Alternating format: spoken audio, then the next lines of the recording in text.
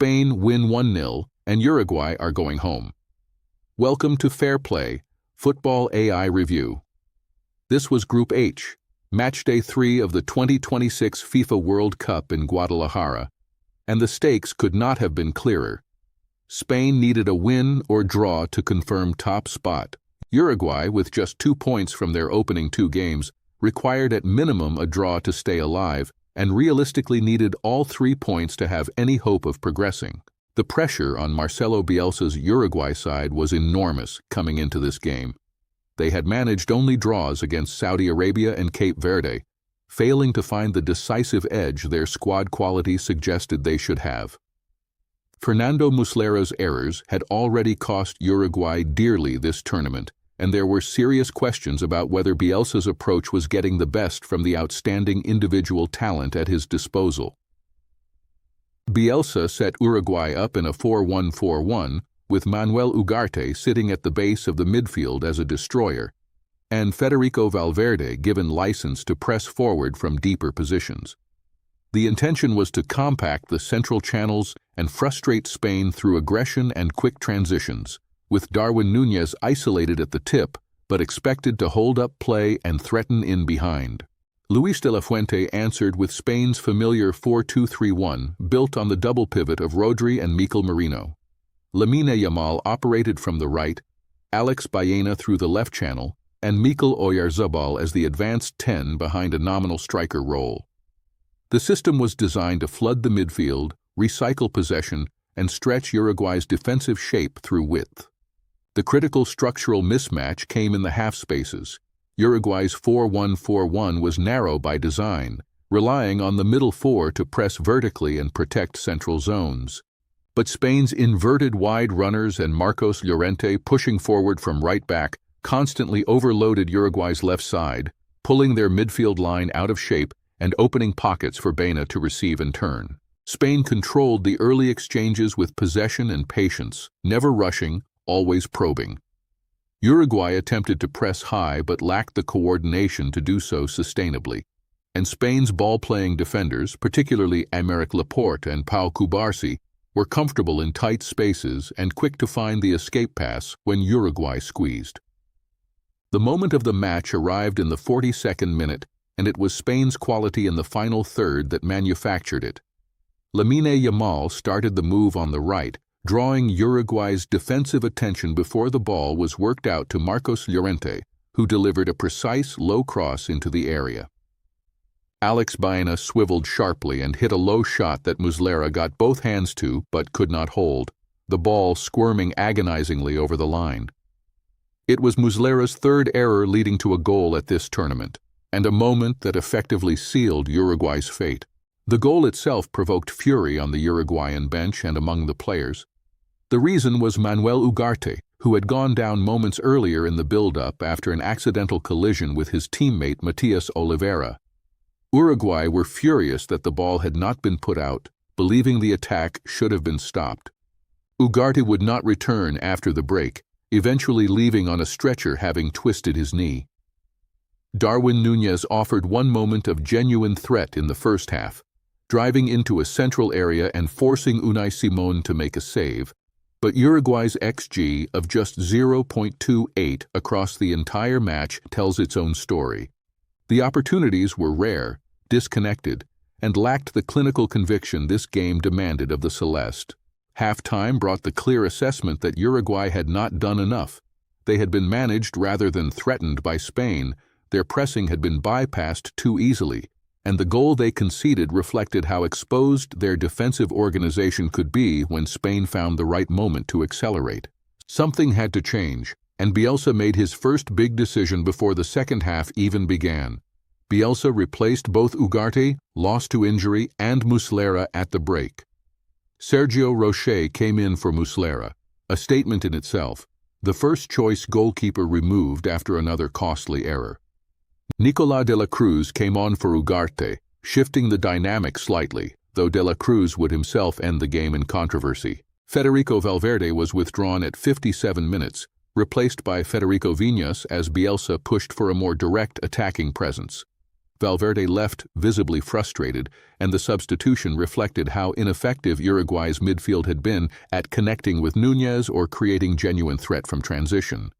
Viñas brought some aggression and industry on the left, but could not manufacture the opening Uruguay desperately needed. Spain responded at the hour mark by replacing both Pedri and Mikel Merino with Fabian Ruiz and Dani Olmo. It was a tactical refresh rather than a reactive change. Spain were managing the game now, and De La Fuente wanted fresher legs in the engine room to maintain that control through the final half hour. Olmo added energy in the press, and Fabian Ruiz provided the same measured circulation Pedri had offered.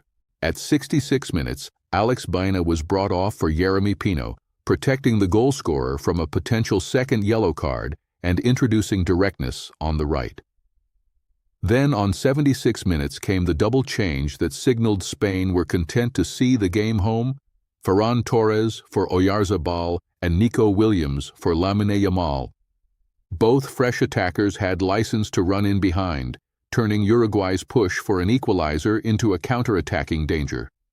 Juan Manuel Sanabria had been booked in the 54th minute for a foul, and Guillermo Varela followed him into the referee's book 4 minutes later for an off-the-ball transgression. These were signs of a team losing the tactical battle and beginning to operate on the edge of their discipline. Brian Rodriguez came on for Sanabria at 70 minutes, but could not create the decisive moment Uruguay needed. The red card deep in stoppage time was the final act of a wretched tournament for Uruguay. Agustín Canobio, with elimination already confirmed and desperation consuming him, launched into a reckless challenge on Pau Cubarsí and was immediately shown a straight red by referee Ismail Elfath.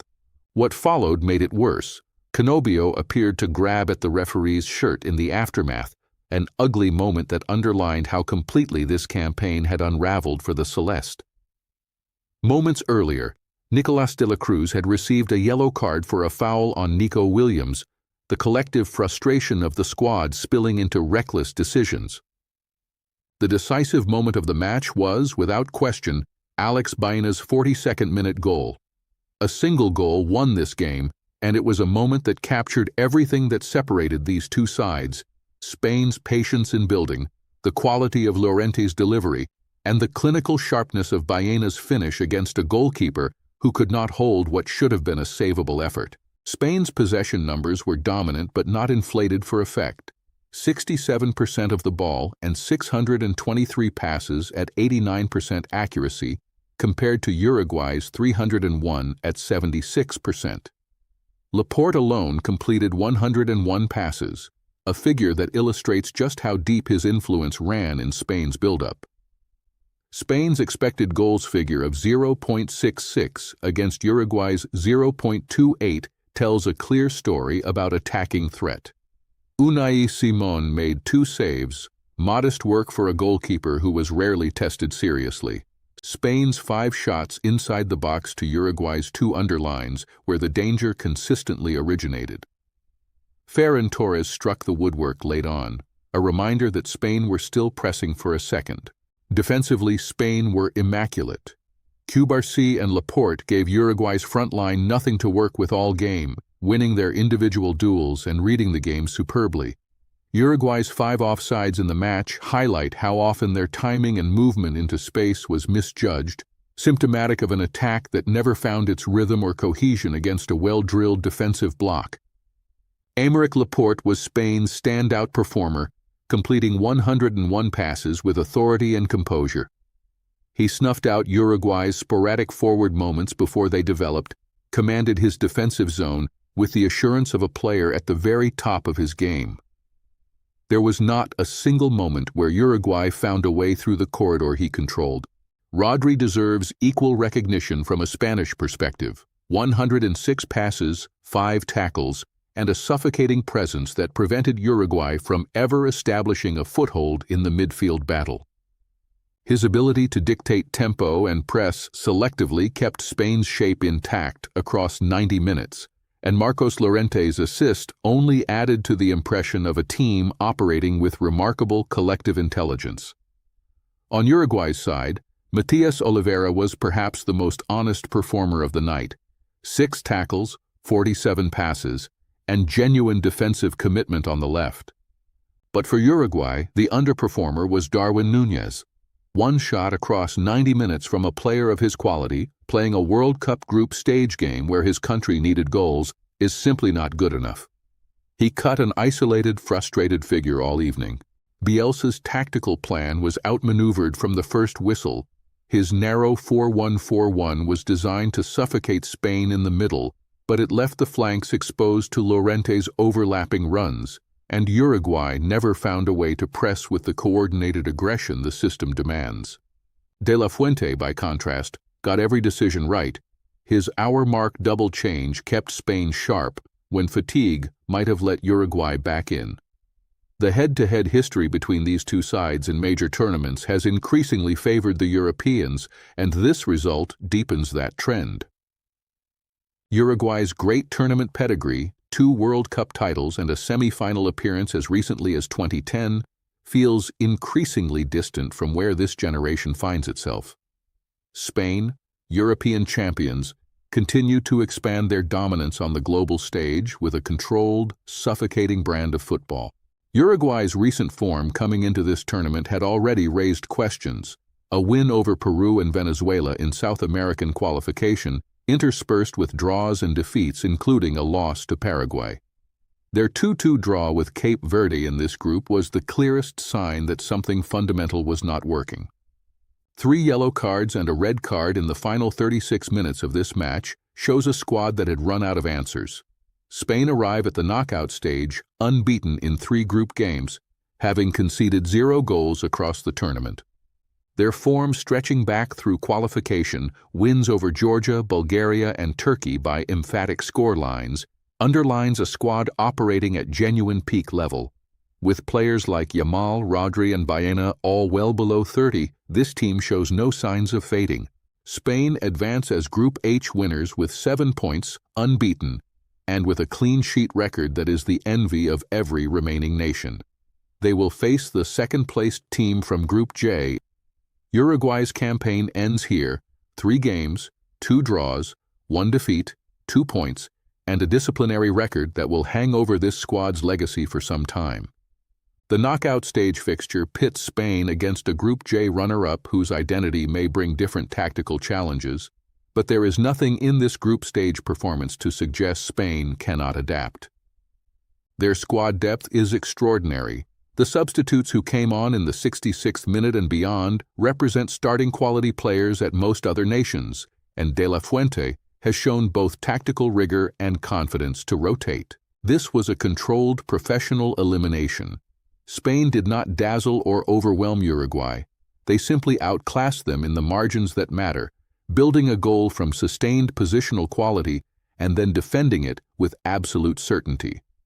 Uruguay's campaign will be remembered for missed opportunities, goalkeeper errors, and a final act of indiscipline that spoke to deeper fractures within the squad.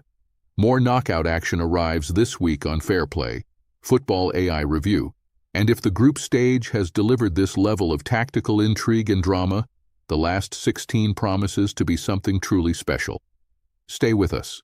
That's the FairPlay verdict on this one.